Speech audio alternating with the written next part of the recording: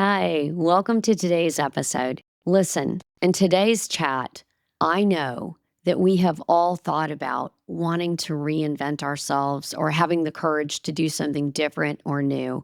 And I am so excited today to share with you Alison Nazarowski. She is just an extraordinary human, and she's going to share her remarkable journey from being a family law attorney and judge to a passionate entrepreneur and a community advocate. We're going to discover how she embraced change. Tell us how you do it, sister. She moved to Florida's Emerald Coast and she founded Brightline Title. Her courage to leave a secure career in Atlanta led to a fulfilling new chapter in Florida, where she not only built a successful business, she made new friendships, made a whole new life, and found joy in serving others in a really cool way that I'm going to ask her to share with all of you. Her story is a testament to the power of transformation at any age, highlighting how you can take bold steps and believing that there's just more for you, that it can lead to a more meaningful and enriched life. So tune in for a really inspiring conversation. I think you're going to like it, and I think that you will not soon forget Alison Nazarowski. She's really a special person. Welcome to my realm. I'm Tammy Jordan, and this is Butterfly Days, the podcast that proves you're not past your prime. You're living in it right now, because women don't have expiration dates. Butterfly Days is a celebration of the extraordinary potential of Gen X and Boomer women. Throughout history, women have shared wisdom to uplift and empower one another, and you're about to learn hard-earned wisdom and best-kept secrets from interesting, inspiring women. So if you're ready to embrace your butterfly season with confidence, find joy in the present, and create a legacy that matters, you're in the right place. No more holding back. Let's spread our wings now. Here we go.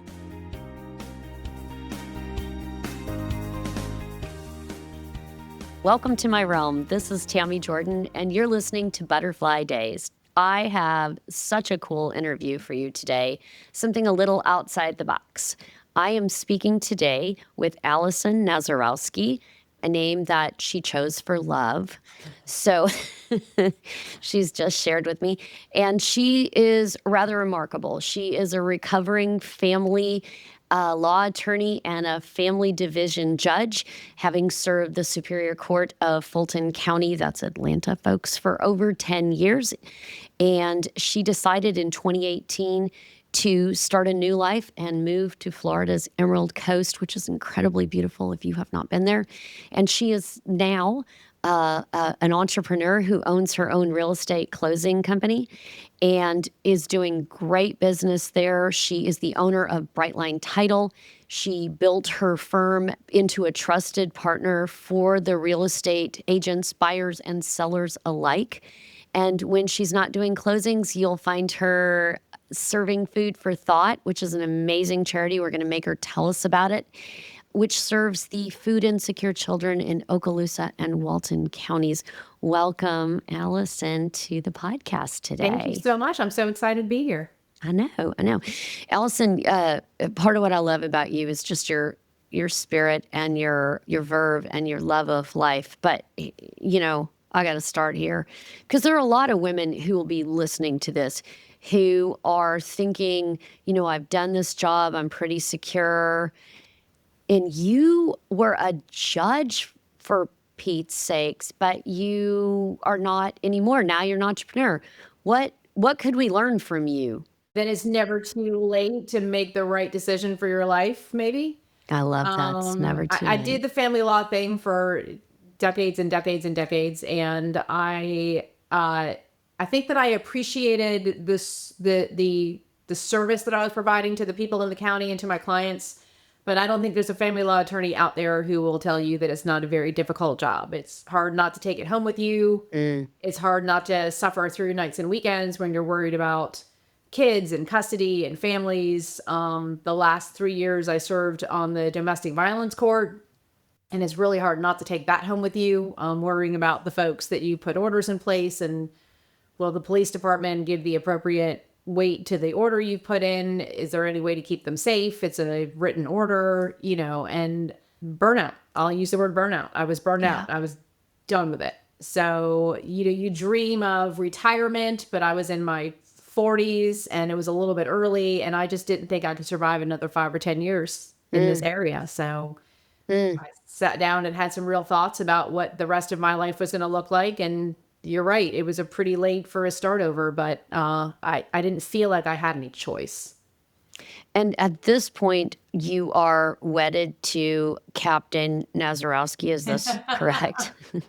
Captain Will Nazarowski. I met him in my late 30s after, doing the dating game and not finding anybody worth it. And then finally met the amazing man that I was meant to be with the whole time.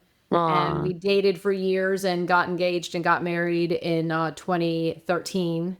So he was the safe harbor with the craziness of my day job, and probably the only good thing that I had going in my life at that time. And God willing, when I said, I want to move, I want to make a change, he was like, great, let's do it. I love that. So he is as up for anything as you are, would you say? Yes, I think that it maybe took him a little bit longer to come around with the idea. I think that he was kicking it around. He's been a water boy since he was born. His grandparents were in Pensacola. He'd spent his summers in the area. So he's familiar with the Emerald Coast, always loved it. We built a investment property, rental property here when we had been dating maybe 8 months. Not smart, but we did it. I love that. So this was our happy place. We got engaged here. We got married here. I mean, this was just our spot. And so when I told him I'm done and I want to move, he was in support. Maybe if I said I want to move to North Dakota, he might have pushed back some. But fortunately, because I said Florida Emerald Coast, he was like, I'm on board. I'm good. Yeah. And that's just north. Atlanta is just north, basically, of where you live now. Yeah, maybe it's a little about north. a 5-hour drive. Okay. We did it for years and years easily, 5 Made the hours run. each way. Yeah, it was easy. His job at the time was very travel based. So where he flew from didn't really matter. I think that he anticipated continuing to just do what he was doing. And he would just fly from Florida. And since I was home, 2 weeks a month while he was traveling by myself, he's just wanted me to be a place where I was happy. And this was it. Yeah. Oh, that's beautiful. That's amazing. So, as I listen to your story, I think, oh, dear goodness, the insane amount of burnout that happens after carrying the burden for kids who are in danger. Yeah. And it would be very understandable that, that you've served your time, and thank you for it, by the way. Yep. Thank you. In case no one ever says I will. I was happy and ready to pass it on to the next person. Yeah, which is, I think, great in how those things work. And so you thought, hey, let's go south, let's go to the Gulf Coast. Yeah. And you're in the Santa Rosa Beach area now. Yes. Which is beautiful white sand beaches, sugar sand beaches, right? Of Florida coast. And so when you first got there, did you have a sense of what you were going to do? Or, like, do you go with a specific plan, or do you get there and then figure it out? So when I told Will that we were going to move, I told him it was the end of 2017. And I said, I'm done. I want out of Atlanta. I want to be in the beach by the end of 2018, and we have a year to figure it out. By the time we got here at the end of 2018, I had the plan. But when I basically announced that we were moving, there was no plan at that time. There was just this belief that whatever was going to work out was going to work out, and I needed to get out of Atlanta to save my sanity. So we made the decision, and I spent that next year looking into other areas of work. And honestly, if I didn't find anything I loved, we were going to move down here anyway and figure it out when we got here. Fortunately, I found something I loved before I got here. And then you transitioned with that company? With the company at the time, yes. Yeah. There was a company that I started to work for at the end of 2017, beginning of 2018, kind of on a part-time basis. They did real estate closings in Atlanta and discussed with them the ability of opening something here in Florida, and they were supportive of that plan, so we did that. Nice. So you were able to use the gifts, talents, and skills that you had when you started, but shift them in a way that better served long-term, not not being burned out. Yeah. That was really smart. This area of law is interesting. It was never on my radar, and I'm not sure why. I mean, if you go, my grandfather was an investor and had apartment buildings, and I just don't know why real estate wasn't my thing. I don't think I understood how real estate closings worked exactly, and it was never on my, like, there were times in the last 20 years of being a lawyer that I'm like, find me a happy area of law. Find me an area of law that's happy and go through it, right? Personal injury, no. Criminal, no.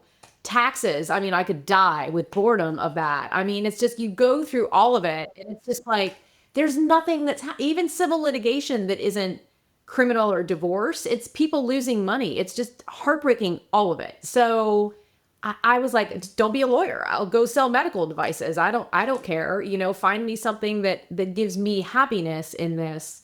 And I don't know why real estate was never on my radar. And it should have been all this time. Fortunately, it landed on my radar at the end of 2017. And Right had I when known you about were this 20 looking. years ago, my life would have had a very different trajectory. Isn't But I that know now. crazy? Yeah. Yeah. But it's kind of crazy. So it's almost like you needed to be ready for it. Do you feel like that? Like that those first years of building a law career built you to be this woman who could do this job so badass and live where she wanted to live? Sure. I think that you have to take it as it comes and be open to the universe directing you in a direction that you maybe weren't being directed towards. I don't know of anyone that would have looked at my life and said, oh my God, she needs to figure out something else to do. I mean, you tell the average individual that I sit on the bench in Fulton County and they're like, that must be the coolest job ever. And I'm like, it's not. It's not for me. It was. Yeah. I mean, it was great when I started it in my 30s, but Sure. it wasn't. It just wasn't good for me anymore after I did it for some period of time. But I think that I had to be open to the change to come to me and be willing to listen to what was being thrown in my direction to say, look around you, pay attention. Is there something else you can find that's going to satisfy your life and the back half of it, And I just had to be listening. Yeah. Yeah. And it's almost like sometimes I feel like we get these breadcrumbs on the trail, and you may not have the whole picture yet, but you can see enough to take that next step. 100%. You got to have the faith to... Yeah, you got to have the faith to follow the trail. You got to have the faith to look around you. You got to have the faith to think that, is there something more? And to exactly your point, I couldn't see the big picture that day, but I was listening and hoping that there was something better around the corner. I love that. And I love that you had the courage to go for it. But I'm also, God bless Captain Nazarowski, that he also wanted to make the leap with you and wanted the best for you and figured out how he would work with that. Yeah. I mean, he's thriving the same way. I mean, when we got married, he was working for a company in Atlanta that did concert and video screens for concerts and sporting events. So think he was on tour with Jay-Z. He was on tour with Aventura. I think those super cool LED screens in the back Displays, that they go on tour with. Set it up, do the show, break it down, go on to the next city. He was like an LED roadie, traveled all the time. How cool. Really cool, right? But we move and he's like, makes no difference. He travels for work. He can fly out of here just as easily as he can fly out of Atlanta. Yeah. COVID hits though. And so that's the end of concerts and sporting events for a period of a couple of years. His love for real estate predates mine. He was always a real estate agent on the side. That was always his side hustle. Even when he worked for this company, he had his real estate license in Georgia. This is crazy. So when this friend of mine says, hey, come work for me and do closings, and I said, I don't know anything about this. He's like, your husband's a real estate agent. You're going to have the inside track and understanding how this market works. So yes, he was completely supportive in anything to make me happy, loved the Emerald Coast on a good day, but for him, it forced him into a full-time real estate agent, and now he's a broker of his own brokerage. Oh, wow. And we laugh because, 10 years ago when we were early married, whatever, and I'm a Fulton County judge and he's an LED roadie, our joke is, did you ever think we'd work together? Did you ever think we'd be in the same office running businesses that are parallel? Did you ever see that coming? Because I didn't. It's extraordinary. And I think it's such beautiful testimony that when you when you follow the hints, when you look for something bigger and you're open to it and you set your intention that you want something more, you kind of magically get pulled that way. Yeah.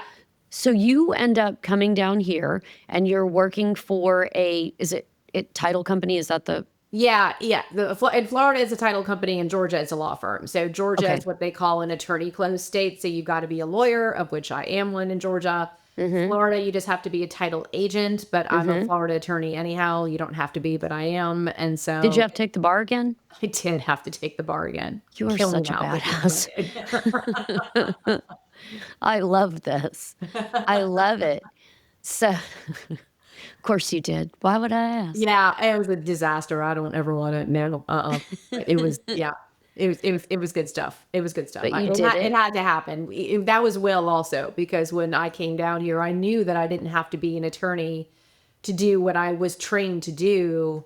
And Will was like, "Girl, you've been an attorney since your 20s. It's who you are. I know you don't have to be, but you were going to do it anyway." And I was like, "All right, you're right." I knew what I was getting into with the bar exam. He didn't know. He apologized to me about halfway through when I, for 2 months straight, was studying 7 days a week with, 2 days off over 2 months for 9 a.m. to 5 p.m. I knew what I was getting into when I agreed. He didn't know what he was signing up for, but it was the right decision. Yeah. Yeah. And well, for right now, we see how it serves you, but I say you ain't done. And we'll see later on where this ends up showing Yeah. up again in the story. I kind of like that. I think a lot of people think, you know what? I didn't ask you something. How old are you? Are you willing to tell us? Me? Yeah, 53. 53. I had to Very think about nice. that for a second. 53. So you have decades still ahead of you. And we always think about how women are sort of supposed to be over the hill at 50 and whatever. And I sort of love that your story flies right in the frickin' face of that. And that we don't know. Your law degree may turn out to serve all kinds of other purposes as we Yeah. go forward. So you end up, though, Brightline Title, is that the Brightline Title is the That's the correct name? Yeah. current company that I own, yes. Okay. And so you're entrepreneurial in now owning and running that. What's your take on being an entrepreneur now? Like, do you have anything that would be helpful to there are other women who are thinking of leaving careers or sagging. They've always wanted to own a business. What would you share on that? I would say don't be afraid to try it, and you can always go back, is what my concern was. So I jumped into this not really wanting to. The scenario is I worked for a company for the last 5 or 6 years that was great. I was very happy there. They took great care of me. I ran this Emerald Coast division of the company, and they decided, and we were just one division of a bigger company that just did the real estate closings. And they decided, I don't know why, but they decided to wind up the title company operations and called me at the end of March with this announcement that they were going to wind up title operations. And so my Yikes. options were either go find a job again or do my own thing. And I Yeah. had created relationships here and thought I could, but it was a little bit kicking and screaming. Had that not happened, I would have happily stayed with this company probably forever until it was Yeah. time to retire. I have no regrets now, but on the darkest days and nights when I was just in a complete panic about can I do this, the thought was you could always go back. You could always go get a job. This is not forever. If it doesn't work, don't be embarrassed. It didn't work, and go back and do what makes you happy. So with that kind of safety net, knowing other people in the community that would potentially hire me, I hope, and knowing that I had something to offer to any other company if I was just looking for a traditional job, I went for it. And now we're only a few months in, but I have zero regrets and it's going great. And I'm very glad that I was, again, universe forcing me into something that I wouldn't have done willingly, but here we are. Yeah. Yeah. I like how you went with it and then it found out that's not as bad as you were thinking. But I'm impressed by your self-talk in having the guts to even go for it. And it makes me wonder, like, did you come hardwired this way, or did you have influences that your parents, a great teacher? Where'd you come by this wisdom, lady? My parents absolutely. I mean, My mom, I was born in the 70s, raised early, and my mom is the one and my dad are the ones that got me the book. It's so funny. Back early 70s, right? Like kids were like, if you're a girl, you'll be a nurse. And if you're a boy, you'll be the doctor. And if you're a girl, you'll be the secretary. And if you're a Yeah. boy, you'll be the whatever. And there was some book that my parents got me that said, I think it was called I Can Be Anything. And it was for girls. And it literally was flying in the face of that specific stereotype, which was just because you're a girl doesn't mean you can't be the doctor. You can't be the pilot. You can't be the president. You don't have to be the girl version of what this is. And that's when I'm 4 years old. This is a kid's book. So my parents, just my entire life, had been like, whatever you want to do, you can do it from day one. That's And awesome. didn't always, I mean, there's things I failed at multiple times and things that I've tried multiple times that didn't work, and you crash and burn and, cry and shake it off and carry on. But they were the ones from the get-go that were like, if you want to do this, you will be great at it. That's amazing. And you, kind of what I like about your story too is you're never letting your failures define you. You just I don't don't do think they that. define you. I think they shape you. Yeah. I think that anytime you fail at something, it tells you how to do it better, maybe gives you some education on what you don't want. And when it doesn't feel right, then you move on to whatever's next. But I think that's part of it. I mean, I think a trajectory of straight success, I don't know of anyone that's had that, which would be great if it did work that way, but it doesn't. But I feel like every bad thing that's ever happened has in some way shaped and made me stronger to climb on top of it and get to what's next. Yeah. Yeah. I mean, you said who's got a straight trajectory. I mean, you think of Michael Jordan, who is arguably the most Oh, successful yeah. athlete ever. Dude didn't even make the high school basketball team or the varsity, 100%. right? Yes. Every billionaire will talk about, having their great idea rejected, or nobody wanted to buy it, or nobody was interested, or he had no friends in school, or whatever the bad things were that happened, help just kind of narrow that focus and get you to where you need to go. Yeah, 100%. From Abraham Lincoln to Steve Jobs. People experience setbacks. And if you're going to allow yourself to be stopped or defined or contained by, what didn't work, that's just data, isn't it? Yeah. To what will work? Exactly. I mean, every operating system, every computer, you go into technology, they have all of the beta tests that didn't work that get you to that perfect solution that works. So I love that. life is going to be a beta test until you finally get into the polished version, which, by the way, still needs upgrades. Yeah. Oh, such a good way to say it, that life is a beta test Yeah. until you get to the polished version. But even then, you still need upgrades because you're still living. If you don't need upgrades, I have news for you. You have completely upgraded. You know what Yeah. I'm saying? Like, that's a bit of a scary thing. So you come to town, you figure out your job situation for a period. My next thought is you're going to have to build community, I would assume. Are you a girl's girl? Do you have friends? How do you feel about that?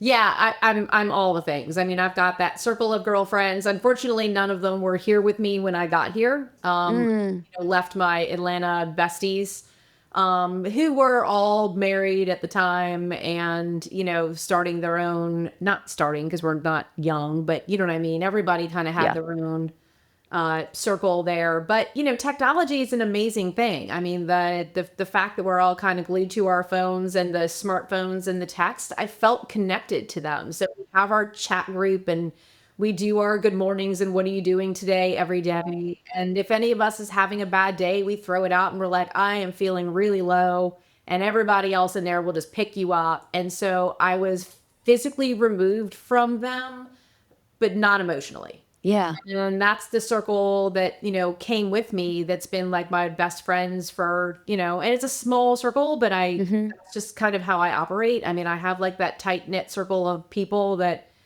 have been with me since my 20s that I just love dearly, and they know where the bodies are buried. And so they will be with me forever. And then because I moved to this amazing community, I ended up meeting a brand new community of people as well that, are here for me on a physical basis and the same emotional basis, the same as my friends that were with me. So Yeah, girlfriends are imperative, I think, for girls to have that support system with you to kick around when you're feeling low and to support you when you're feeling high and just to share life with. Yeah, and to allow you to do the same for them. I mean, the Yeah. Oh, power of that absolutely. mutuality. Yes. Yeah. Yeah. Yeah, and there's something I love in what you're saying because it reminds me that you can't make new old friends.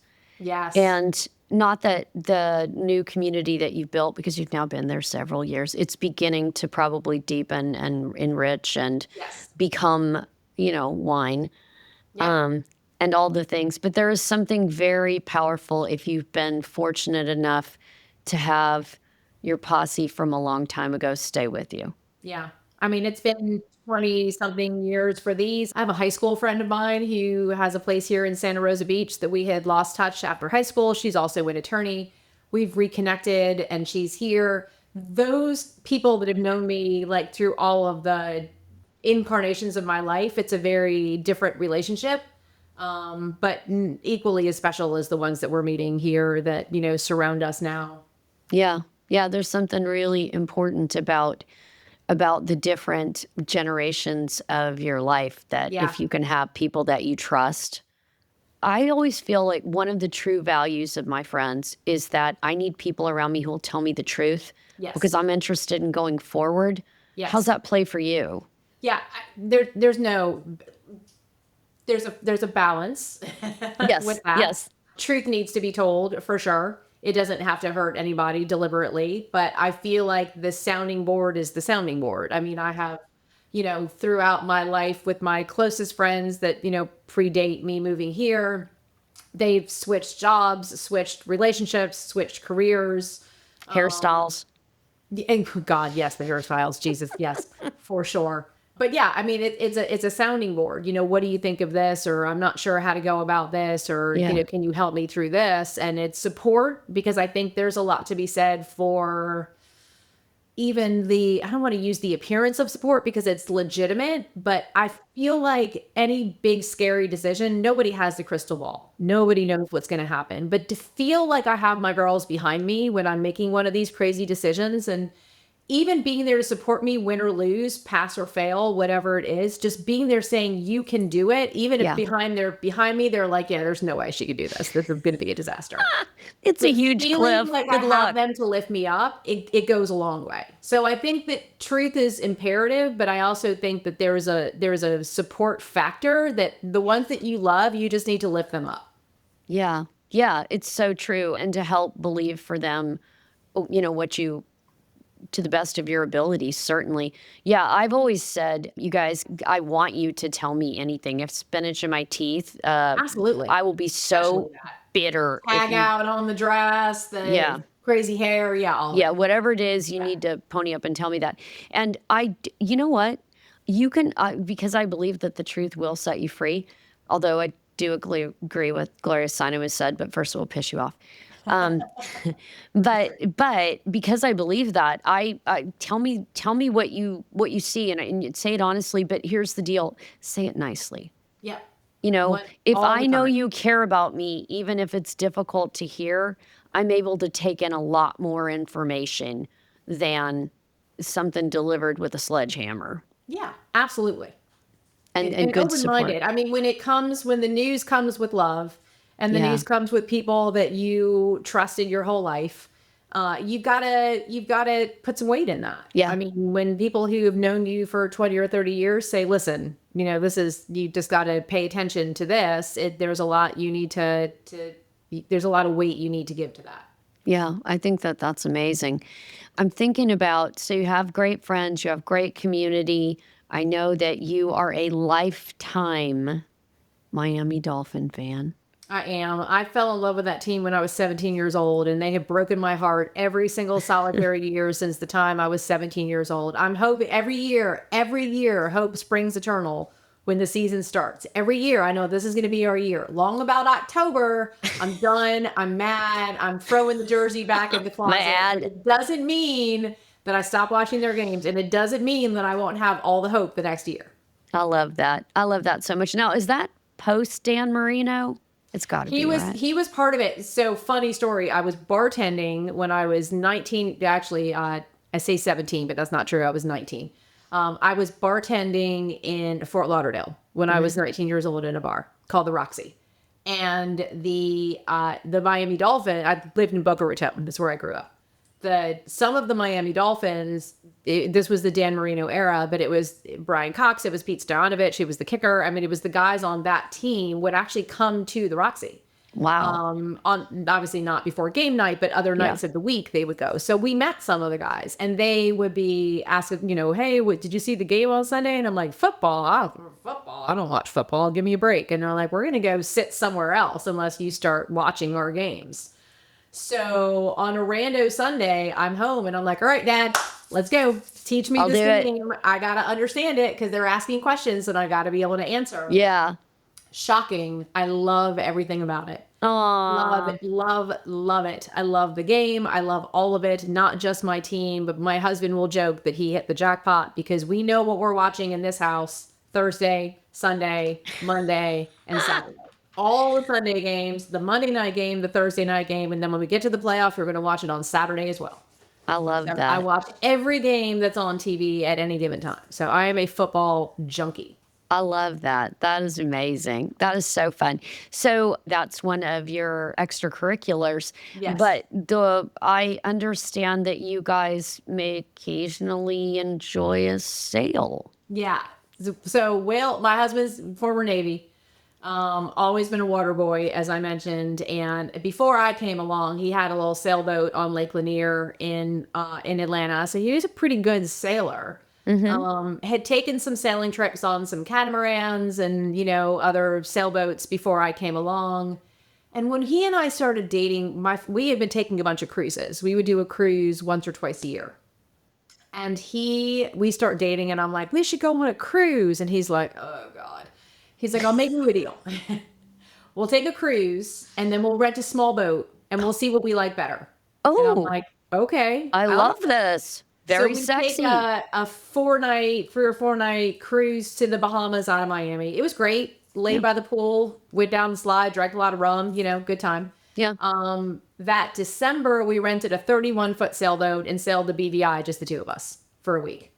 Romantic as hell. We were there. Stick a fork in her. Brought Christmas lights to put on the mast. It was amazing. So I fell in love with sailing the small boats at that time. Have upgraded since then to catamarans. So I have a reasonable sized bedroom and air conditioning. But yeah, so we do that as often as we can. We did take a cruise this past December. I got a little, I don't want to use the word jealous, but I started to feel kind of longingly back towards a cruise ship because it had been a while.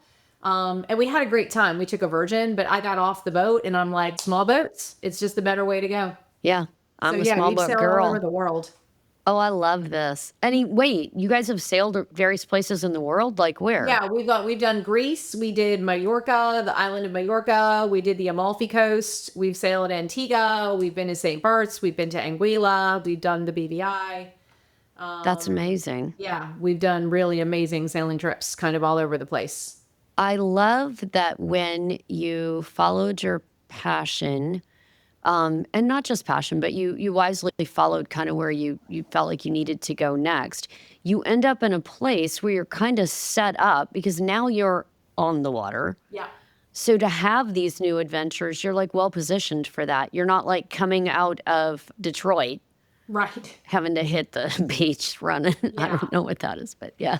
It's interesting though, because we would do most of our sailing trips. We were out of Atlanta and at the end of our trip, we go to Mallorca and then I come back and I'm going back to Atlanta and it was kind of heartbreaking, on that flight home and back to my life that I wasn't happy with. And I would just get really depressed. And yeah, it's the first time we took a trip from here. I'm on the plane coming home and I'm excited. Aww. I'm in a place where I love and it's gorgeous and glorious and beautiful here. And we love our house and we love our friends and we love whatever. So I'm coming home and I'm just as excited to be coming home as I was to be going on vacation. So I love this. Yeah. It's powerful to have a sense of home. Yes. A sense of home that's peace that I was looking forward to on the trip back, as opposed to at the end of the trip in Atlanta. And Will would joke that he wouldn't get me home until I had the next trip planned. So he knows this about me. He's like, I got to know what's Yes. next. I can't function in Atlanta at least until I know what's next. You'll get me Yeah. home, but I got to know where I'm going next. Yeah. You have to And have that hope. yeah, and I don't have that need. I can tell you what's next because I'm a planner, but I don't have to know what's next. I'm happy being home here. That's amazing. I oddly, when you say that, I realize, wow, that is so much how I feel also, having lived 20 something years in Denver, which is a very nice town, but in Houston now. And this is home. And I also like to travel, not as much sailing as you've done, but love to travel and internationally. And it's just home. When home is good, Yeah. that's a huge blessing. If you don't have that in your life, that is something to aim for, Yeah. We had a is great to love house where you in are. Atlanta and it was definitely our community, but my everything surrounding that like safe space right there was so chaotic in my life Yeah. all the time that it was just a lot to I didn't yeah. That's beautiful. So you are able to find friends, develop community. Do you have other passions that you're able to be involved with in the area? Yeah, I mean, when I moved here, again, we moved here in 2018. Will's traveling, 10 days after we moved here, he had to fly to Atlanta to go work the Super Bowl. Oh, wow. And he was going to be gone for a month. So I'm looking around now and, we knew people here. My parents actually lived here. They moved here a year before we did. So I knew people Aw. in town, but to build that community and find the like-minded individuals that I wanted to try to build from, I decided to start volunteering at a charity and I just went to go start looking for something that I cared about. And we love, my husband and I love kids. We got married late. I didn't meet him till my late 30s. First marriage for both of us. We would have had a dozen kids if I would have met him 10 years before, but I didn't. We tried. It wasn't meant to be. But we're very child centric in terms of the things we do with the things that we love. And I came across this charity called Food for Thought that I don't even know how I found them. I mean, I might have seriously Google searched charities Santa Rosa Beach. Like legit, this might be how I found it. Like this random. And I loved it. The area that I live in is known as 30A, 30A. That's the Okay. scenic highway that we're on. It's Okay. stunningly gorgeous. It's famous across the country. And it's famous really around the world. It's very affluent. The houses are spectacular and they're Gulf front and they're, unbelievable. And I was shocked when I start researching the charity as to how many children live in Walton County and Okaloosa County, which is the Destin to Santa Rosa Beach to 30A area, are food insecure. They get food at school and they're not getting enough food at home and they're not getting enough food at the weekends. And I'm thinking, how is this look around here and tell me how this is possible. It didn't make any sense. So I contacted their volunteer services and they said, yeah, come on in and pack backpacks. This is what we do. We pack backpacks of food that we deliver to the schools that we serve. The kids pick up the backpacks once a week. They're filled with peanut butter, snacks, vegetables, whatever it is, canned vegetables to get them through the week to supplement what they're getting in school. The theory being, if you're hungry, you can't study. If you can't study, you can't get good grades, and you can't get good grades, you can't get out of your situation. You gotta eat. You gotta have that in your life to give you that support. So I literally started packing backpacks. I ended up meeting our founder, Tiffany. She's unbelievable. Started this in her garage. And just over the years, started serving on their community councils. So I would help plan events that they had and ultimately ended up serving on the board of directors, literally from going to pack backpacks. So mission accomplished. I found a group of like-minded people that are givers that want to help the people in the community that can't help themselves. I've roped my parents into it. They volunteer there once a week. My dad is Spanish speaking and he's from Puerto Rico. And so he certainly helps like when they're doing like Thanksgiving pickups for the Spanish speaking families to help, Yeah. translate. Oh, I've perfect. told them what they will be doing. And so it's become a family affair. Will is involved and I've, roped my friends in and get everybody to rally around. But this charity is true to my heart. And it literally started as, I'm here. I don't really know who to call. What can I do? I And love that's this. where we are.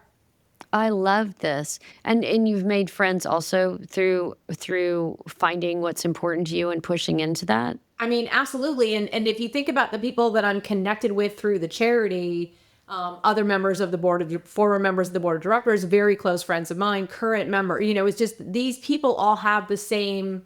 It's Heart? a giving heart. It's a commonality of desire to support these kids that in our community, it's just so shocking to find out that we have this problem.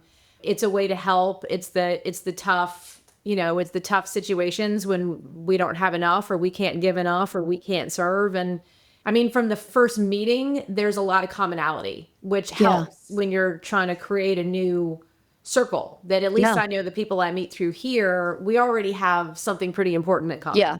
Yeah. Do you vet friends in that sense? This is sort of a side question, but I'll tell you why I'm asking this. Because at 60, I find I have some awesome, awesome friends. But what I find is because I have awesome friends, it allows me really to have the confidence to have a filter for I'm really looking for people of high quality where we have a mutually beneficial relationship.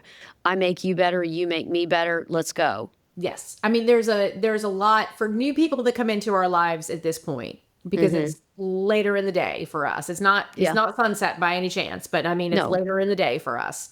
I think one of the life lessons that we have learned is the importance of the quality of the people that surround you. And also, which I find interesting, is the fact that there are people out there that you haven't even met yet that are going to be a very important part of your life. Yeah. And Oh, being open to do that. And I think that what's interesting, though, is that my standards have gotten higher. I've had people who I thought were my best friends in the entire world who I don't talk one word to anymore. And I have some comfort knowing that if I lose someone out of my life that I thought was maybe different than I thought they were, somebody else is going to come along that's going to be exactly what I need. oh, I love that. And that whole reason, season, lifetime. I mean, That 100%. And no there's no judgment one if in my somebody's only a past. season. Yes. There's no one in your past that was like a best friend of yours or whatever at the time that, I mean, for some people, yes, but for me, it wasn't that anything harmful happened. They Yeah. were there for what I needed at the time. And then you And you for outgrow, them. or you realize that the loyalty is not there, or the friendship isn't there, or maybe you have very divergent views on how the world looks and you wish them the best and you shake hands and you carry on. There's no need to rehash and revisit or regret. It's just a matter of moving on. But I love the feeling that there will be new people coming into my life all the time, and the maturity to recognize who I want to spend time focusing on, and the maturity to notice who's like, you're great and you're interesting, but maybe you're not, don't need to be part of this inner circle that I need to spend a lot of my fleeting free time on. You want to Yeah, be a around the hundred. ones that make you better. 100%. And you know what? I think too, as you age, you get a little bit more comfortable with respectful editing. At 100%. And it's the way to handle the, you seem great, but we're not, This is this, not, this is, this yeah, does not need to work for us right now. Like yeah. again, I don't wish harm on anybody. That's not the No, issue, but to be around my life on the free nights that I have, or the free days that I have, I have the sort of the checklist of the dream man, right? Like the perfect guy. You right. got a perfect friend, and it happens Oh, I later in love life. that. It happens later in life. Yeah. Yeah. And I think too, there's this point where it dawns on you that it's an investment. Because, like you said, it's going to It is cost an me my investment. time. So Yes. this needs to be something that's really special and fun. And I learned 100%. something. And I'm better when I'm done, and you're better when I'm done. Yes, 100%. And to take the time, look, time is precious. And there's Amen. no doubt about that. Time is precious. It's not Time is endless, and precious. time is precious. The lesson comes when you're older, in my opinion, that you learn to be more judicious with the time that you're spending on the people that are around you. You find that circle, you find those friendships, you find that relationship, and you want to spend the time that you have that's free, that isn't endless, with the ones that make you a better person and make you a happier person. Yeah. That allow you to show up in the best way that you can in the world. Yes. Yeah. Yeah, those are, God love them. Those are my favorite humans, Yes. and so diverse and interesting where they've showed up in my life. But I find myself so moved by that you said that there are people that you haven't met that will be important to you that are still coming down the road. Yeah. And sometimes at our age, I've noticed that there are women who don't seem to stay aware of that. And I just hope when they listen to this, the encouragement that even now, there are still people coming in your future if you pay Absolutely. attention. But you haven't even met yet that are Yeah, going you to be haven't so even important to met. you. Yeah. Just Yeah. be I mean, open, just the listen. serendipity. Yeah. I love that so much. Well, I just love talking to you. I love listening to all the things. And I also wanted to say about your Food for Thought charity. I'm so greatly moved. And I will stick links on the Substack page so that people can see that if they have interest and want to learn more about it. But a couple things out of your story that stuck out to me. One, that you acknowledge that it's not a child's fault if parents are not on it to provide fully for them or take care of these needs, and that there are those of us in the community who can help. Yeah, 100%. I mean, everybody's doing the best they can. We've met the families of the kids. I mean, the parents call us grateful for having to support the children and the food. And the extra cool thing about the charity is some of these kids grow up and then they end up serving the charity themselves, which is Oh, amazing. Now yes. we've been around long enough that we start to see the cycle. And then some of the others, they're not necessarily with us forever. It's just a scenario where maybe this one year maybe a parent lost a job. Maybe this one year things are a little bit harder than they need to be. We're there to serve. We don't judge. We're here to support. And I look around this community and the affluence and the beauty and the joy of all of it. And I say, we have a responsibility to be serving the other families in this community that need our help Preach that. for when they need it. Yeah. Yeah.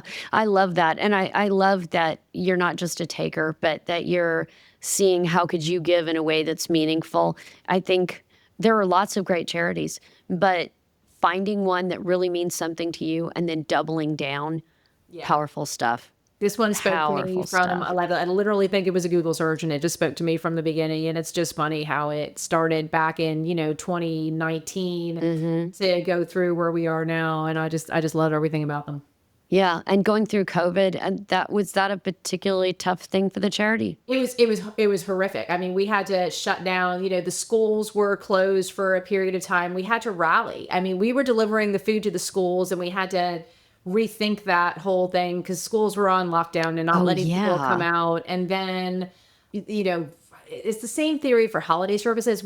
I remember like standing out like around Thanksgiving, like in masks, handing out, turkeys and bags of food and stuff. And it was a totally different. And then with COVID, part of the problem is that a lot of people were not working. A lot of people are donor base. A lot of people were unsure about what this was going to look like going forward. And they can't go to work and they're not getting paid and they're going to lose their job. And we're 100% privately funded. We get zero money from any government agency anywhere, anytime, anyhow. So if my donor base is not donating, then we can't source the food that we need to deliver to the families. And then with the food shortages that we were having around COVID, even if we have the money, we were having a hard time sourcing the food to then pass on to the family. So Good Lord. the whole thing was a mess at the time. And everyone just had to look at each other and say, we're going to do the best we can and we're going to rally through this. And the kids are counting on us to do everything we can do. I love that. Did it force you to change some of the ways that you had been doing it before because of those challenges? Not permanently, not in my opinion, not permanently. When we got back to the traditional method of school and delivering to the schools and doing what we needed to do, I don't feel like any of the changes we made during COVID were a permanent. We still have what we call a Stock the Pantry. This is a super fun event that we do around back to school because in the summer we have a warehouse here. In the summer, the warehouse is empty because we're not doing the weekly services. Oh, right. But come August, we need food in the warehouse and tons of it. So, because we serve 3,000 children. So we have a lot of backpacks weekly. Weekly, we're packing this many backpacks to deliver these to the kids weekly in Okaloosa and Walton counties. So we would always do a competition, very friendly. You could either raise money for us by a team, or you could bring us food items. And then we would always have a big in-person party in August. It was a blast, and then we would do a live reveal of the winners of the cash category and the food category. COVID virtual, right? Because we can't all be together in a room. So they did a virtual reveal. We had the food being delivered to the warehouse and the funds coming in, and we did a virtual reveal. But believe you me, the soonest we could all get back in the same room together to We're back celebrate at the it. Yeah. accomplishments, it happened. So, Oh, that's and now we have that amazing. coming up this August. So here we are back again and getting ready to stock our pantry because To it do is it empty. again. That's amazing. And that's crazy beautiful. I love learning about that. And I like what the light that you have shown on some of the ways that you thought about, you had a successful life, you'd done the things, and then found yourself not where you wanted to be. And you had the courage to look around and think, okay, what else might I do? And allowed that to manifest for you, to begin to, the breadcrumbs to begin to lead you down a path, and then having the courage to do it and to believe that there was good possible and that you were headed to a better place, to do your pivots, to do your hard study, Miss Lawyer in Florida. I mean, You there's know, nothing that felt courageous when it was happening. It felt like survival. It oh, felt like I didn't have, I will say this oddly, I felt like I didn't have a choice. yeah, It felt like if I didn't make some kind of change, you look around, age is a weird thing. I don't care how old I am. I never feel old. I yeah, mean, I'm yeah, early 50s or 60s. I mean, my friends are all in the same range. My parents are in their 80s and my mom's turning 80 this year. I don't even look at them and think old. They still travel. hmm, So I hope that I have a long way to go. I felt like I had a long way to go, and I couldn't fathom being the level of depression and feeling like I couldn't get out of the situation that I was in for an extended period of time longer. So for me, it felt like something had to change. And I just needed it to be something that could bring me down a happier path. I hoped that I had a long time to go, and I wanted it to be happy.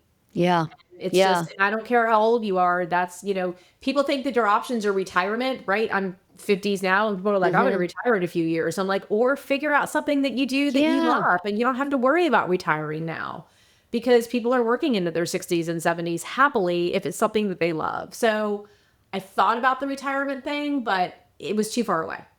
So I had to figure out You got something I could time. do that would make me happy.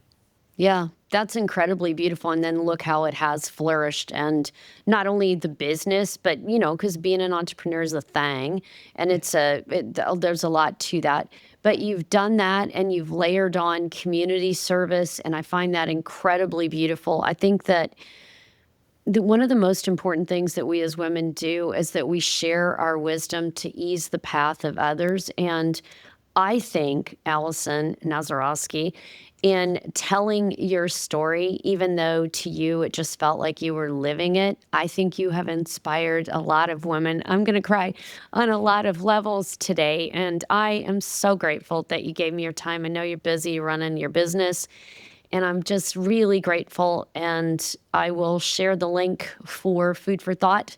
And I hope we get to hear from you again. We wish you every good thing when I you love and it. that Thank you so cute much for having captain me. I sail love the off. platform and everything you stand for, and helping women understand in their 40s and 50s life is not over, and figure out what's next. It's never too late to change. Nope. And I can tell you here from Butterfly Days, we are rooting for you, Alison Thank Nazarowski. you. Alison Nazarowski is such an extraordinary woman, and yet she is every woman. You know, she had a great career in Atlanta. She knew that it was starting to consume her in her case. And then she chose to try to find something better. And there's a level of courage I think she takes for granted in herself. And yet it can inspire us that if we want something more, that will activate us to move towards something more. And it may not come quickly, but the process has begun, that there is something better for all of us when we dare to want it, when we become open, when we set our intention towards it, and probably most readily fulfilled when we allow our intuition, our inner GPS, to move us towards that thing to which we are called. I hope that you will remember the wisdom that Allison has shared today, just in being who she is and showing up as she does. What a remarkable thing to be a woman who has shown up in her own life and just been willing to live it good, bad, up, down, kept going, shown up the best she could, loved hard, and with her whole heart. I know that the women listening to Butterfly Days, that you are the type of person who also wants to show up with your whole heart. And I want you to know I'm happy and excited to share that journey with you. And please remember, I'm rooting for you. We will be here next week bringing you something else interesting, encouraging, or inspiring so that you can soar during your butterfly days. I'm so grateful you listened to this episode. I hope it was a real value to you. If there's a sister in your life who needs this message, please share it, just like women have done to lift each other up over the centuries and across cultures. Women lifting each other is so important. It's why I do this work. And to avoid FOMO and keep up leveling your own life, make sure you don't miss the next episode. You may be losing hormones, but your life has given you powerful perspective. And I believe you have something to give that no one else does, that the world needs. So remember, I'm rooting for you. Let's go.